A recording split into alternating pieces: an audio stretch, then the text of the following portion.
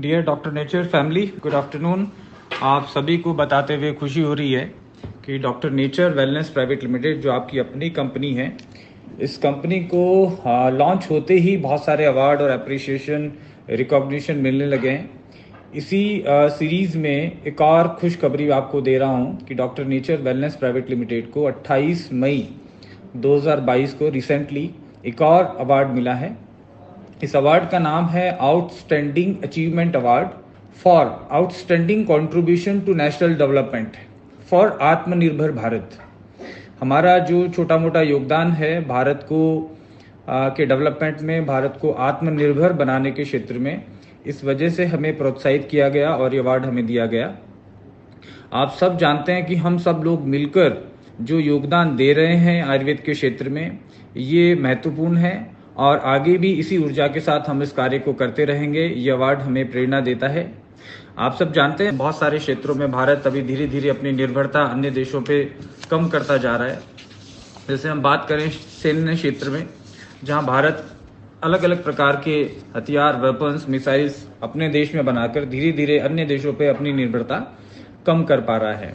इसी तरीके से हम लोग अंतरिक्ष के क्षेत्र में, चाहे इंफॉर्मेशन टेक्नोलॉजी के क्षेत्र में, चाहे साइंस के दूसरे क्षेत्रों में, खाद्यान्न उत्पादन में, अन्न के उत्पादन में भी हम लोग धीरे धीरे आत्मनिर्भरता की तरफ बढ़ चुके हैं। परंतु हमारे देश की एक बहुत बड़ी समस्या जो है, जो हमें आत्मनिर्भर बनने से रोक रही है, हमारे देश को विकसित होने से रोक रही है, उसके बारे में मैं आपका ध्यान आकर्षण करना चाहूँगा। हम लोगों ने पिछले 4-5 दशकों में खाद्यान्न उत्पादन में आत्मनिर्भर बनने की कोशिश में, अपने प्रयास में भारत ने बहुत सारी चीजें करी। इसमें से एक गलती जो मेजर हमसे हुई है वो है कि बढ़ती हुई जनसंख्या को अन्न पहुंचाने के लिए, अन्न का उत्पादन बढ़ाने के लिए हमने बहुत ज्यादा फर्टिलाइजर, पेस्टिसाइड को उपयोग किया और ज्यादातर ये फर्टिलाइजर और पेस्टिसाइड हम लोग इंपोर्ट करते हैं विकसित देशों से। तो कहीं ना कहीं हमारे देश को एक क्षेत्र में आत्मनिर्भर बनाने के चक्कर में हमने दूसरे क्षेत्र में देश को निर्भर बनाया। हमने बहुत सारे केमिकल्स हमारे देश में इंपोर्ट किए।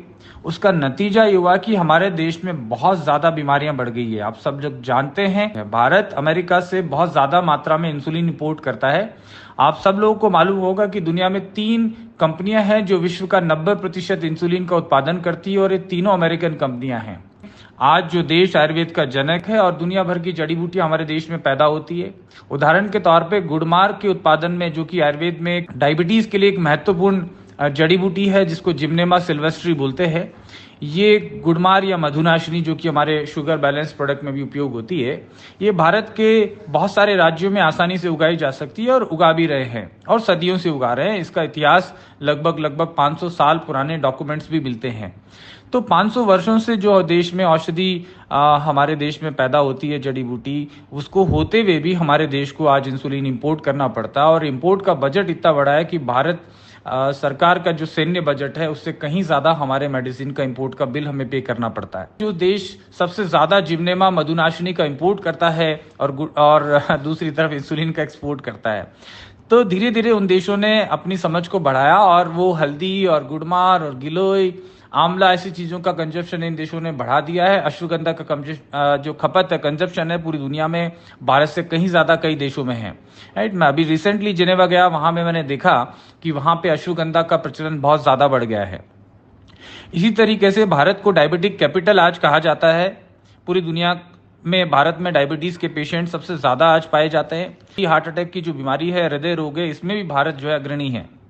ये खुशखबरी नहीं है, हमारे देश के लिए चिंता का विषय है। हमारी सरकार के लाखों अरबों रुपए जो है दवाइयां इंपोर्ट करने पे खर्च हो रहे हैं। जो पैसा हमारे देश के विकास के कार्यों में खर्च हो सकता था, उसे हम महंगी अंग्रेजी दवाइयां खरीदकर बर्बाद कर रहे हैं। शायद आपके घर या आपके आसपास भी कई लोग वर्षों से अंग्रेजी दवाइयां खा रहे होंगे। मैंने राजीव भाई से प्रेरित होकर सन 2007 में आयुर्वेद के क्षेत्र में काम करना शुरू किया। इन्हीं वजह से, जिसके बारे में आज मैं बात कर रहा हूं, जिसके बारे में राजीव भाई लगातार बात करते थे कि भारत को आत्मनिर्भर बनाना है तो स्वास्थ्य के क्षेत्र में आत्मनिर्भरता होना अति आवश्यक है। जैसा कि आप जानते हैं कि हम महंगी दवाइयां इंपोर्ट कर रहे हैं अरबों खरबों रुपए की, और साथ में हम बहुत सारे केमिकल जो हमारी खेती में डाल रहे हैं वो भी इंपोर्ट कर रहे हैं। राइट, तो धीरे धीरे हमारी निर्भरता एक क्षेत्र में कम होती है और दूसरे क्षेत्र में बढ़ जाती है। मैंने जब काम शुरू किया था तो अवार्ड तो बहुत दूर की बात, मेरे साथ कुछ लोग भी काम करने को तैयार नहीं थे। धीरे धीरे मैं काम करता गया और आज पूरे विश्व में लाखों लोग मुझे पर्सनली जानते हैं, मुझे प्रोत्साहित भी करते हैं। मैं चाहता हूं कि हम सब मिलकर भारतीयों को बीमार होने से बचाएं। अगर हम आयुर्वेद के सिद्धांतों और जड़ी बूटियों को हमारी दैनिक जिंदगी का हिस्सा बना लें तो धीरे धीरे हम स्वस्थ हो जाएंगे, हम बीमार नहीं पड़ेंगे। अगर हम सब लोग मिलकर भारत को श्रेष्ठ भारत बनाना चाहते हैं तो हम सब को आयुर्वेद के क्षेत्र में काम करना चाहिए। डॉक्टर नेचर एक मिशन के रूप में काम कर रहा है। हमारा इंटेंशन, हमारा जो ध्येय है वो सिर्फ और सिर्फ दवाइयां बेचना नहीं है। बाकी हम चाहते हैं कि लोग ज्यादा से ज्यादा अवेयर हों, लोगों को आयुर्वेद के सिद्धांतों के बारे में मालूम हो, लोग स्वस्थ रहें। इसीलिए हम लोग आयुर्वेदा का एक कोर्स भी करवाते हैं और अलग अलग तरीके से हम लोग कोशिश करते हैं कि लोगों की नॉलेज, लोगों का एजुकेशन आयुर्वेद के क्षेत्र में बढ़ सके। ताओ हम सब लोग मिलके हमारे देश को महान बनाने की तरफ काम करते हैं। हमारे देश में बहुत सारे अपॉर्चुनिटीज हैं।